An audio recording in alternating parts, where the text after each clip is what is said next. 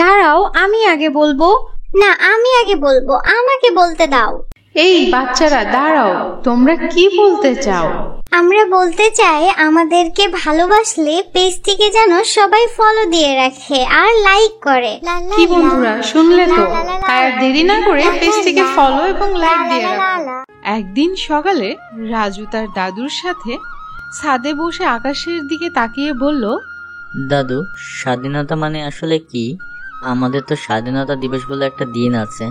দাদু মুস্কি হেসে বললেন, স্বাধীনতা মানে হলো নিজের ইচ্ছায় ভালো কিছু করার অধিকার।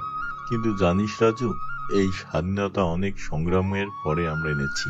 রাজু কৌতূহলী হয়ে জিজ্ঞাসা করলো, সংগ্রাম মানে যুদ্ধ? এটা কেমন যুদ্ধ? এই সময় সাজুর কল্পনার টুনি পাখি এসে বলল, রাজু, তুই জানিস আমাদের দেশের মানুষ এক সময় ব্রিটিশদের শাসনে বন্দী ছিল। তারা আমাদের উপরেও অনেক অন্যায় করত। দাদু গল্প শুরু করলেন।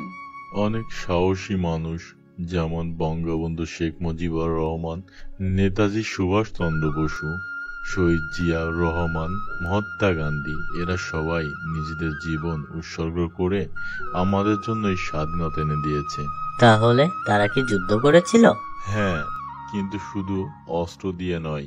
অনেকে অহিংস আন্দোলন করে, আবার অনেকে নিজেদের জান দিয়ে এই দেশটাকে স্বাধীন করেছেন।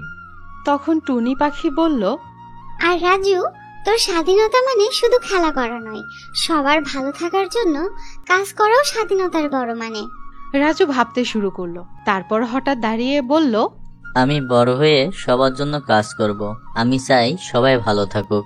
এটাই আসল স্বাধীনতা রাজু, সবাই মিলেমিশে সুখে থাকা। গল্পের শেষে রাজু বুঝতে পারে স্বাধীনতা শুধু নিজের জন্য নয়, অন্যের সুখের জন্য কাজ করাও স্বাধীনতার একটি গুরুত্বপূর্ণ দিক।